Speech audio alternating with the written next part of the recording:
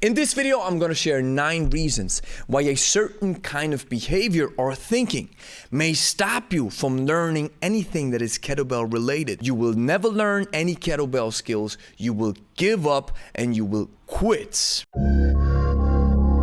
Grüezi dran, Gregory von Lebe Stark here. We're all about kettlebells. So if you are into kettlebells, then like the video and consider subscribing. Reason number 1 is emotional reasoning. You're like, I feel bad, therefore I cannot learn the swing. Now let me tell you one thing. I cannot count how many times I felt bad or I felt off or I even felt a little sick when engaging with kettlebells or just training in general. Let me tell you, your feelings can be separated from your kinesthetic sense. And sometimes it even happens that after training, you'll feel even better than before. Reason number 2, you're catastrophizing. You're like, my life falls apart if I don't learn to swing. Or you're like, if I don't learn how to train right now in this exact moment, I'll die because I'll stay overweight, I'll stay obese, my heart problems will exacerbate. So you're going crazy and you're catastrophizing everything. Even if you miss an exercise or an exercise may be too complex for you right now to handle, no worries.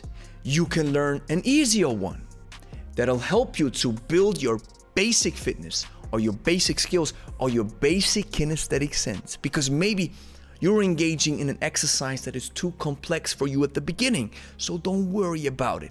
You can appreciate and profit from these powerful benefits that the kettlebell provides, even if you engage in exercises that are not as complex. Reason number 3, you're overgeneralizing. You're like, this generally happens to me, okay? You're learning to swing, so maybe it happens that the kettlebell, I hope it's a light one in that case, makes contact with your knees or with your thighs. Let me tell you one thing. Beginner mistakes are common. Most people make the same mistakes. So if you bang your knees or your thighs in a way that is not as comfortable, I'll guarantee you, you're not the only one. So don't think that it always happens to you. It happens to everybody. Number 4, you're engaging in dichotomous thinking. They also call it black or white or all or nothing thinking. You're like, this coaching session was a complete waste of time. Now, there's 2 scenarios. One scenario might be that the coach that you've been working with is a complete disaster of a coach. So you're like, see, complete waste of time. No, it is not. In that instance, you've made the experience of how a coach is not supposed to be like. And I get it that maybe it wasn't comfortable, but it's maybe an experience that you can draw from the next time you'll work with a coach. You'll be more sensitive. You're like, okay, this is what I want. This is what I'm surely not want to engage in. So this helps you maybe find a better coach. Scenario number 2 is you're working with a good coach, but it was a lot of technique and then you felt off and then you got mad and you start yelling. You know, this happens to us as well here when we work with people. I do understand how you feel, but give it some time. Maybe you have to take a little longer than somebody else. Doesn't matter because you run your own race. Number 5, mind reading. You're like, coach must be thinking I'm stupid. Now let me tell you one thing. A solid coach will never think stuff like this because he or she will remember what it was like when they first started. That's a sign of a good coach, always trying to be empathetic and understanding the ways of a beginner because we've all been there. What a coach may think is that if you're having a hard time for a longer time, it may be that your coach is realizing, okay, you might have some problems with your kinesthetic sense. It takes a little longer, so the coach has to adapt. But that's neither good or bad. The coach is just evaluating the situation. Number 6, negative labeling. You're walking around saying, I move like an awkward robot. Well, let me tell you one thing. Your first swings are your worst swings. that probably won't make you feel very good, and you look very funny maybe even doing it. But a good coach knows this.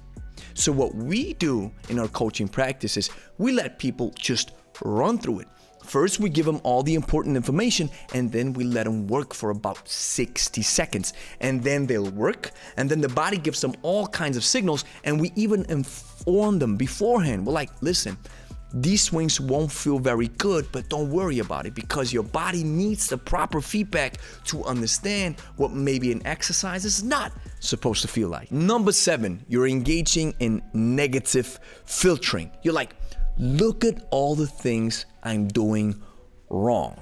So that's common with many people. They're like, I can't do this. I can't have a straight back. My arm is still too tight. I don't understand the finger grip when it comes to the swing, or when it comes to the press. My arm is not fully extended. When you're starting out, that's normal. And that's maybe something that may be some kind of a humbling experience. But doing things wrong is actually good when it's under supervision and with lighter weights with a coach, because then you'll understand this is not what it's supposed to be like. This is not what it's supposed to feel like. There must be a better way. Number 8, you're discounting positives. You're like, this good swing was coincidence. Or it was just a fluke. And even if it is that way, even if it was a coincidence, what it was is a proper feedback for your body. That's what we tell our clients all the time. When they start learning the swing or whatever exercise may have you, then we tell them, how did that exercise make you feel? And they're like, well, it felt this, then it felt good, but then after rep number 5, it felt off, but then at rep 10 or after 1 minute, I was like, ooh, I got it. These are coincidences, maybe that your body connects perfectly with the kettlebell and that you engage in all the proper information and doing everything right. And then what you have to do is then keep following that first coincidence until it becomes routine. Number 9, you're blaming. That's a tough one to swallow. I do get it. You may be saying, I come from an obese family. I'll never lose weight. Or my parents never taught me anything that requires training or moving.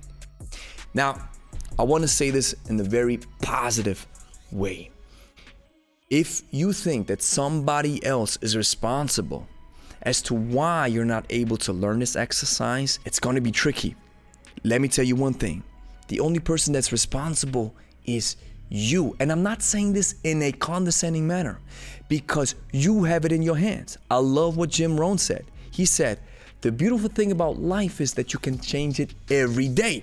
So the beautiful thing about a swing or a clean or a jerk or whatever have you is you can learn it every day. Now, as a final note, there's one thing that I want you to see. They even say this in therapy when they try to help people who are really battling with their mental health. Awareness is key. So if you are trying to learn a new exercise, just being aware of these 9 reasons can be beneficial and it can help you.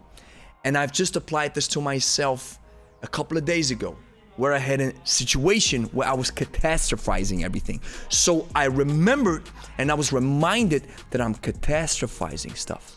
So I dialed back, and because I was aware of them, aware of these voices, aware of these situations, it was really helpful. The world of kettlebells is dominated by 2 training styles called hardstyle and kettlebell sport. Although vastly different in nature, they have been proven to work and give you the most bang for your buck whenever you pick up a kettlebell, if you understand them correctly and are able to differentiate between the 2. If you are a beginner, this task might be understandably confusing. Enter the hybrid style and discover how to combine the best of both worlds. The hybrid style masterclass is a 10-week practice-based online course that will help you take your kettlebell skills to an elite level, made in Switzerland. Learn what's been holding you back and how to become a versatile kettlebell master without having to piece together countless YouTube videos or rely on a gym membership. The price of the hybrid style masterclass is $397 per month for 3 months. Save 20% with a one-time payment of $997. We'll open registration only